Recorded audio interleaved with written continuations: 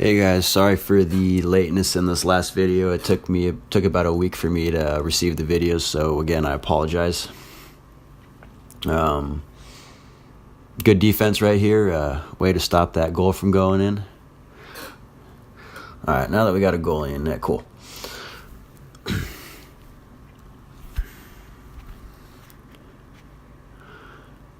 Now right here, Greg, instead of trying to jam the puck in on a tight angle shot, continue your run behind the net. What that's going to do is pull some defenders out behind you, which will then allow one of our other forwards to come in for a cycle and the third forward to go to the high slot. Okay? Not a bad decision there, Nick, but we got to make sure we're getting that puck up to the D calling for it. Okay, good look to go D to D, Brian. Now right here, Ryan, instead of trying to force it up that side to Wasson, go D to D again. Good look. Wide with speed, perfect. Now, perfect, boom, right there, Greg. So just like I talked to you about on that last one, you do it the second time here, and that actually opens up a lane for our D. So as soon as you get that puck there, Ryan, instead of just trying to shoot standing still, start attacking the net. Walk down a little bit and then take your shot. That's going to actually change the angle, and at the same time it's going to force that defender to also change their angle.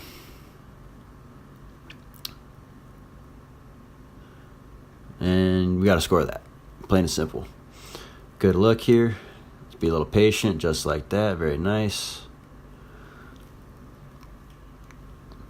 Now we need to get a cycle here. So Nick, instead of you standing kind of far off behind the net like you're doing, you need to start sliding over to support on the puck side.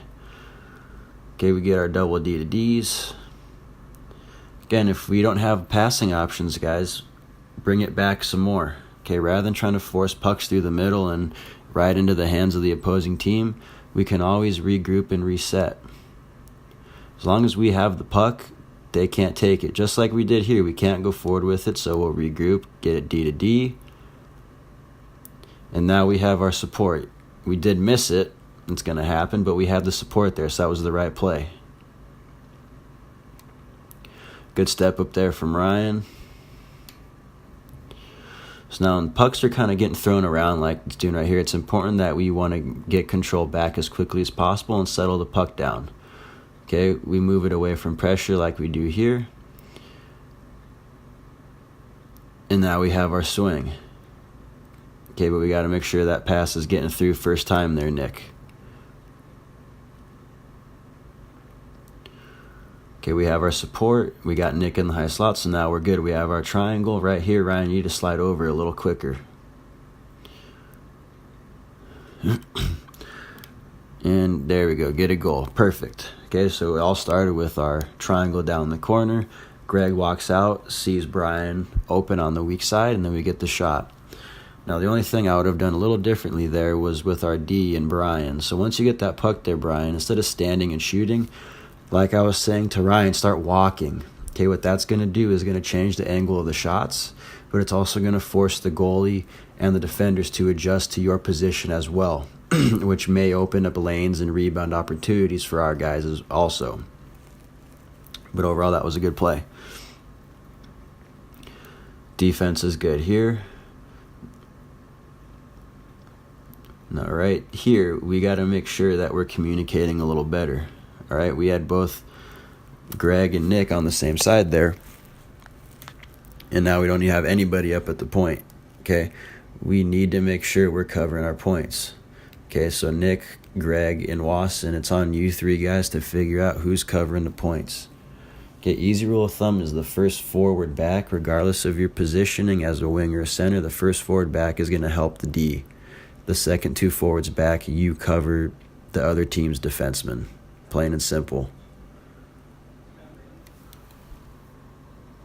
So right here, Greg is going to be F1. So Greg helps immediately. Perfect. Now Greg is going to stay on that guy. He forces the turnover. So that was a good example of a proper back check. So as Greg goes to the net there, or not the net, excuse me, as Greg back checked, then Wasson and Nick, you two are responsible for covering the point. Plain and simple. And when I say cover the point, that means you cover them. You don't go anywhere else. You don't help out down low. You stay on those points. Because the minute you leave those points is the second that the other team is going to pass to their D. Okay, good pressure there, holding the middle, Nick. Again, we get our D to D pass, and that's going to start opening things up like we see here.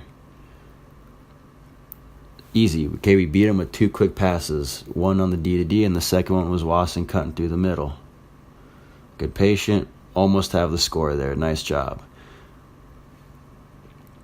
Okay, here Wasson's F1 now. So Wasson, you need to be a little more aggressive supporting Brian on the puck.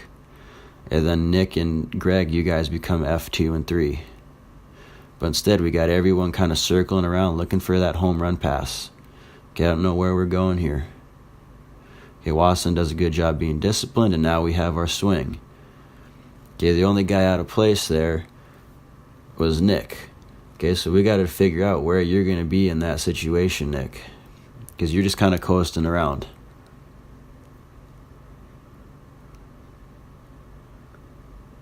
Not a bad play there. Sometimes those things happen. Now right here, instead of just kind of smacking the puck away, Brian, take it all the way back into our zone and behind our net. Okay, what that's going to do is that's going to create space for you, but also open up the play. When I say that, what I mean is you stop behind the net, and then one of 2 things is going to happen. Either they don't press you, which allows our forwards time to get back, or they do press you, in which case they have to come from one side of the net or the other. So whatever side of the net they pressure you from, Brian, you escape out of the opposite side. Your forward should be coming back to help, and then you move the puck at that point.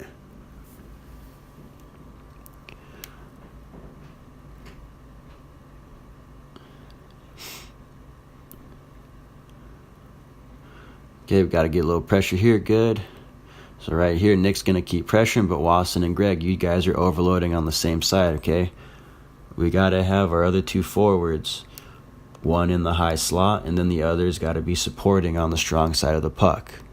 Okay, the reason they get a little breakout and turnover here is because we had 2 forwards on the strong side when they had the puck. We forced the turnover, and then we have to spread out last minute. And then when we spread out, that actually opens up lanes for the opposing team to cut off. Case in point was when Greg tried to make that pass through to Wasson, got picked in the high slot.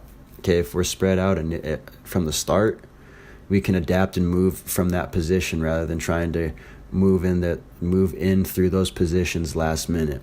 So I hope I didn't confuse y'all too much.